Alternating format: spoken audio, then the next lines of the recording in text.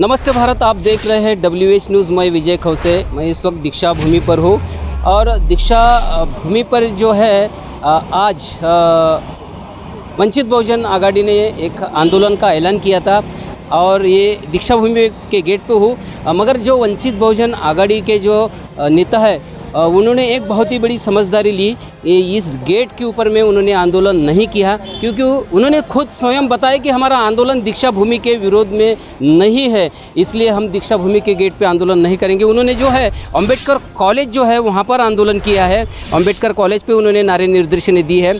खास करके मैं बताऊँगा कि जो दीक्षा भूमि स्मारक समिति के जो सचिव है सुधीर फुलझिले, इन्होंने जो है डॉक्टर बाबा साहेब आम्बेडकर पर एक विवादित बयान दिया था और उसी के वो खास करके मैं बताऊंगा ये डिजिटल मीडिया पे उन्होंने एक बयान दिया था और उसके ऊपर में जो है वंचित बहुजन आघाड़ी के जो कार्यकर्ता है नेता है वो नाराज़ हुए थे और आज उन्होंने 8 तारीख का यहाँ पर ऐलान किया था और उनका कहना एक ही था कि हमारा आंदोलन दीक्षा भूमि के ऊपर नहीं है, हमारा आंदोलन जो है स्मारक समिति जो है उनके ऊपर में हमारा आंदोलन है। और उन्होंने जो है सुधीर फुलझिले ने इन्होंने अम्बेडकर की माफ़ी मांगना चाहिए और यहाँ पे जो भी प्रोग्राम होते हैं, यहाँ हर साल जो है धम्म चक्र प्रवर्तन दिवस के जो प्रोग्राम होते हैं उस प्रोग्राम में जो भी राजनीतिक नेता है उनसे दूर रहना चाहिए और जो धम्म के लोग हैं, धम्म के भिक्षु है, धम्म के जो देश विदेश से जो लोग आते हैं उनको ही मंच वो पर साझा करने का भी यहाँ पर उन्होंने ऐलान किया है और फुलझिले ने माफ़ी मांगने की मांग उन्होंने की है। आइए सुनते हैं उन्होंने क्या कहा है, आइए जरा सुनिए। प्रकाश अम्बेडकर साहब ने अपने दम पर महाराष्ट्र के अंदर में 42 लाख वोट किए, पॉपुलैरिटी की जरूरत है क्या? नहीं है। प्रकाश अम्बेडकर साहब ने अपने दम पर हमेशा 10 बार आमदार जिता के लाए। उन्होंने अपने दम पर 3 बार लोकसभा और राज्यसभा में चुनाव जीत के गए।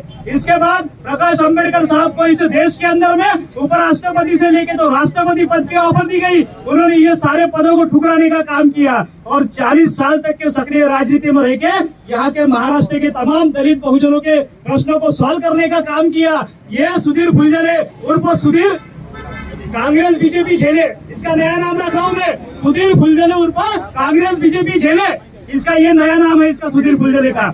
इसने हमेशा इस दलित आंदोलन को खत्म करने का काम किया, हमेशा कांग्रेस और बीजेपी के तलवे चाटने का काम किया है। अपने दम पे कभी भी स्मारक समिति पर नहीं बैठे। इन लोगों ने, स्मारक समिति के लोगों ने यहाँ के महाराष्ट्र के बहुते के जनता को हिसाब देना चाहिए इतने साल के अंदर में कितने का करप्शन उन्होंने किया है। मैं ये सुधीर फुलझिले को खुला चैलेंज देता हूँ कि वो बड़ा साहब अम्बेडकर के पॉपुलैरिटी पर सवाल खड़ा करता है। मैं उसको कहना चाहता हूँ कि धर्मपेट के अंदर में वो कारपोरेशन का चुनाव लड़के बताए। अगर धर्मपेट के अंदर में उसकी जमानत जब्त नहीं करवा दिया तो राजनीति छोड़ दूंगा। सुधीर फुलझिले को मैं खुला चैलेंज देता हूँ। वो हमारे नेता को कहता है कि पॉपुलैरिटी को सिद्ध करे, वो सिर्फ महानगर पालिका का चुनाव धर्मपेट के अंदर में लड़के बताए। विवेक हाड़के उसको खुला चैलेंज देता है और धर्मपेट के अंदर में वो कारपोरेशन में अपनी जमानत भी बचा पाए तो बहुत बड़ी बात हो जाएंगी। चुनाव लड़के बताए। समाज के मन में इनके बारे में इतना रोष है, इन्होंने उठावले को यहाँ पर बुलाया और उठावले ये कहता है कि बाबा साहब अम्बेडकर ने मजबूरी में हिंदू धर्म को त्याग किया और मजबूरी में बौद्ध धर्म लिया। यह मूर्खों को इसके बाद दीक्षा भूमि के अंदर में पैर नहीं रखने देना है। ये दलित जनता ने, बौद्ध जनता ने इस बार तय करना है और जनता का रोष आपको उस दिन दिख गया होगा जब बगल में सभा शुरू थी और रामदास आठवले मंच पर था तो बाजू से लाखों हमारे बौद्ध भाई दर्शन लेने के लाइन में खड़े थे। बारिश में हमारे लोग भीग रहे थे, लेकिन मैदान में जब उनकी सभा शुरू थी तो 500 लोग भी उनकी सभा सुनने के लिए सामने नहीं जा रहे थे। ये उनका सोशल बॉयकॉट उस दिन हो गया। समाज के लोगों ने उनकी जगह दिखाने का काम, उठावले को जगह दिखाने का काम और ये सुधीर कांग्रेस बीजेपी झेले को उसकी जगह दिखाने का काम वंचित बहुजन आघाड़ी ने नहीं तो यहाँ के सारे बौद्ध जनता ने करने का काम किया। इन लोगों का मैं आह्वान करना चाहता हूँ कि नैतिकता के आधार पर इन लोगों ने दीक्षा भूमि का विकास तो रोक के ही रखा, समाज को कभी हिसाब देने का काम नहीं किया। ऐसे नालायक लोगों को हमने समिति से नीचे उतारना चाहिए और जो सही मायने में बुद्ध की विचारधारा, फुले की विचारधारा, शाहू अम्बेडकर की विचारधारा को आगे लेके जाने का काम करते हैं ऐसे लोगों को स्मारक समिति के अध्यक्ष पद पर बैठाना चाहिए। इतना ही कहकर मैं अपनी बात को समाप्त करता हूँ। सुधीर फुलझिले मुर्दाबाद, रामदास आठवले मुर्दाबाद, प्रकाश अम्बेडकर साहब आप संघर्ष करो, हम तुम्हारे साथ हैं। प्रकाश अम्बेडकर साहब आप संघर्ष करो, हम तुम्हारे साथ हैं। समिति के जो सचिव है सुधीर फुलझिले, इन्होंने जो बयान दिया उस बयान का, उस घटना का हम लोग सुधीर फुलझले का निषेध करते हैं। सुधीर फुलझले ने ये कहा है कि एडवोकेट बाला साहब आम्बेडकर इन्होंने अपनी लोकप्रियता सिद्ध करना चाहिए। तो मैं समझता हूँ कि एडवोकेट बाला साहब आम्बेडकर इनका आम्बेडकरी आंदोलन में 40 साल का जो योगदान है वो किसी से छुपा नहीं है। उल्टा दीक्षा भूमि स्मारक समिति वालों ने ऐसे लोगों को यहाँ पर इनवाइट किया जिनका बुद्ध धम्म से कोई लेना देना नहीं है। नितिन गडकरी और देवेंद्र फडणवीस तथा रामदास आठवले इनका किसी भी प्रकार से बुद्ध धम्म से लेना देना नहीं है।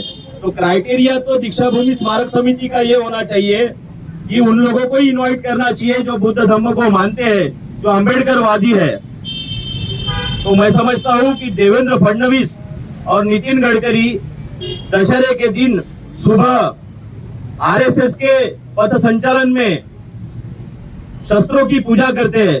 जिस दशहरे के दिन सम्राट अशोक ने शस्त्रों को त्यागा और अहिंसा का मार्ग उन्होंने आगे बढ़ाया, उस अहिंसा के मार्ग पर ना चलते हुए राष्ट्रीय स्वयंसेवक संघ यह हिंसा का मार्ग को एक्सेप्ट करती है, स्वीकार करती है। और ऐसे हिंसा के मार्ग पर चलने वाले लोगों को दीक्षा भूमि स्मारक समिति के लोग यानी नितिन गडकरी और देवेंद्र फडणवीस को बुलाया जाता है। अगर सही मायने में दीक्षा भूमि स्मारक समिति के सुधीर फुलझले को यह लगता है कि देवेंद्र फडणवीस और नितिन गडकरी ये अम्बेडकरवादी है, तो फुलझले ने इन दोनों नेताओं से पूछना चाहिए कि अगर आप अम्बेडकरवादी खुद को कहलाते हो तो क्या बाबा साहब की केवल 22 में से 4-5 प्रतिज्ञाएं आपको स्वीकार है? तो मैं समझता हूँ इन लोगों को स्वीकार नहीं होगी। एक तरफ दिल्ली के अंदर धम्म दीक्षा का कार्यक्रम होता है, राजरत्न जी आम्बेडकर इनके उपस्थिति में एक तरफ दिल्ली में दीक्षा समारंभ का कार्यक्रम होता है। उस दीक्षा समारंभ के कार्यक्रम को भारतीय जनता पार्टी दिल्ली प्रदेश के नेता विरोध करते हैं और उसी दिल्ली के मनोज तिवारी और इन लोगों ने दीक्षा समारंभ का विरोध किया और उसी बीजेपी के नेताओं को दीक्षा भूमि पर बुलाया जाता है। इस घटना का इन दीक्षा भूमि स्मारक समिति का मैं निषेध करता हूं और आने वाले समय में अगर इस प्रकार से ही दीक्षा भूमि स्मारक समिति का कामकाज चलते रहा तो इसके खिलाफ तीव्र आंदोलन किया जाएगा और एडवोकेट बाला साहब अम्बेडकर के खिलाफ अगर इसके बाद अगर कुछ बोला गया तो चपलों से मारा जाएगा। इतना इस माध्यम से आपको कहना चाहूंगा। सुधीर फुलझले मुर्दाबाद, सुधीर फुलझले मुर्दाबाद, सुधीर फुलझले मुर्दाबाद, रामदास आठवले मुर्दाबाद, रामदास आठवले मुर्दाबाद। लेकिन दशहरे के दिन उसने सारे शस्त्र त्याग दिए और उसी दशहरे को टारगेट करके आरएसएस की शस्त्र पूजा होती है। डिफरेंट देखो, फर्क देखो। और बौद्धों ने विशेषकर समझना चाहिए इस बात को। वो आरएसएस शस्त्रों की पूजा करती दिखती है, ऐसे मशीन गन AK-47 तलवार चाकू वाले आज से 4 साल पहले साहब का आदेश था, प्रकाश आम्बेडकर साहब का आदेश था कि ये शस्त्र पूजा बंद होनी चाहिए, नागपुर में चलती है। हम उनके आदेश का पालन करके हम कोतवाली पुलिस स्टेशन गए और अपने वहाँ पे FIR दर्ज की कि ये शस्त्र पूजा क्यों होती है, शस्त्र कहाँ से आते हैं, इसके लाइसेंस किसके पास है, FIR दर्ज की जाए। हमने FIR दर्ज की और इस पे बंदी लाई जाए, ये FIR दर्ज की। हम लोग कोर्ट में भी गए और हुआ ये कि उसके अगले साल ये दशहरे की शस्त्र पूजा बंद हो गई। ये प्रकाश आम्बेडकर साहब की जीत है। ये कुछ चापलूसी लोग आरएसएस के ऊपर मोर्चा फलाना ठिकाना रंग ढंग सॉन्ग करके ये करते हैं। ये हमने 3 साल 4 साल पहले ही करके बताया, वो शस्त्र पूजा बंद करके अपने बताइए क्या विचारधारा है। इसके बाद मैं इस सुधीर फुलझले और आठवले का निषेध करने के लिए हमारे नागपुर शहर के महासचिव इंजीनियर राहुल दहीकर इनको बुलाता हूँ वो अपना निषेध व्यक्त करेंगे। यांच्या वक्तव्याचा निषेध करण्यासाठी आपण जमलेलो आहे।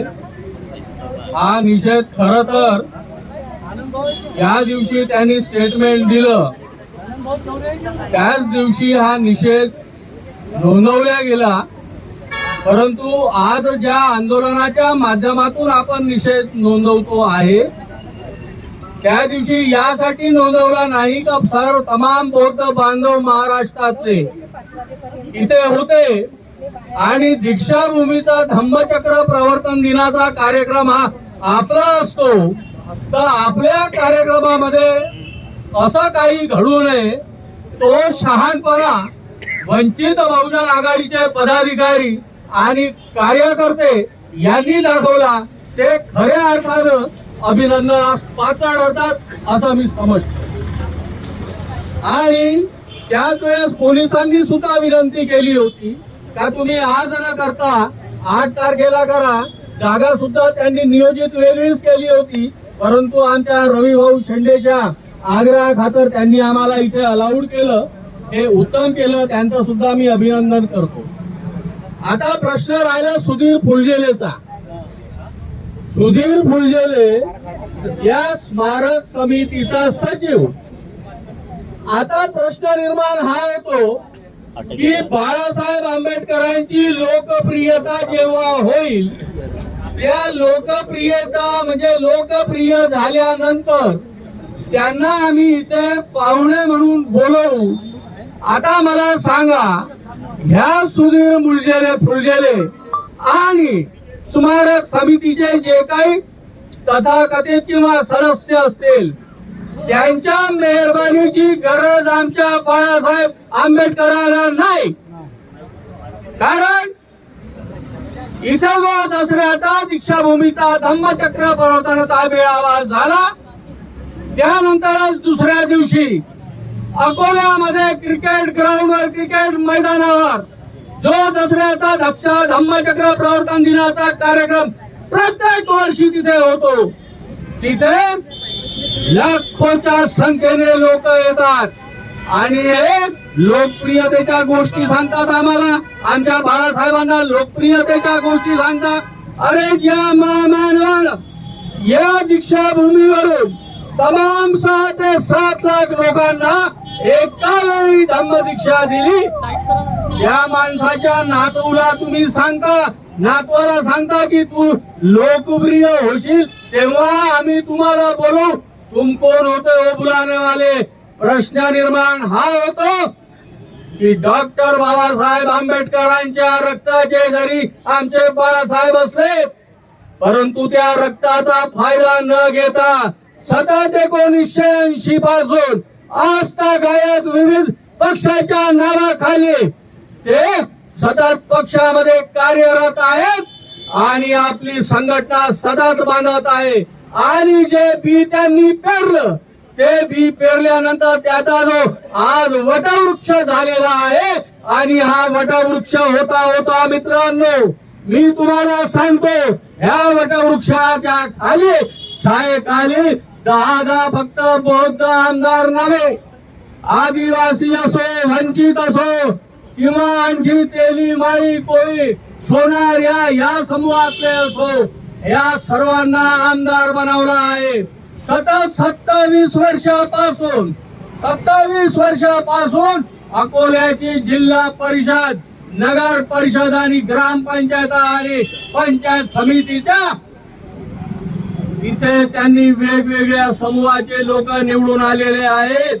आता विवेक खाडकेंनी सांगितलं की सुधीर फुलझेले तुमच्यामध्ये जर ताकद असतील आणि समजा लोकप्रियतेचा काही जर नॉर्म असेल तर आम्ही छोटस नॉर्म त्या विवेक खाडकेंनी ठेवला आहे का त्या तुमच्या एरियातून धरमपेठ मधून कमीत कमी तुम्ही नगरसेवक म्हणून तरी निवडून या, तर आम्ही तुम्हाला मानू। तुम्ही लोकप्रियतेच्या गोष्टी कोणासोबत करता हो? जे डॉक्टर बाबासाहेब आंबेडकरांचे नातू आहेत त्यांच्यासोबत तुमची लायकी काय आहे? मी विचारतो दीक्षाभूमीमध्ये आपण एक ऐकून घ्या व्यवस्थितरित्या, दीक्षाभूमीच्या स्मारक समितीमध्ये हा व्यक्ती सचिव आहे, परंतु दुसरं आणखी एक लक्षात घेण्यासारखी बाब आहे की या कॉलेज जे इन्स्टिट्यूट आहे त्या इन्स्टिट्यूट मध्ये हा माणूस डायरेक्टर सुद्धा आहे.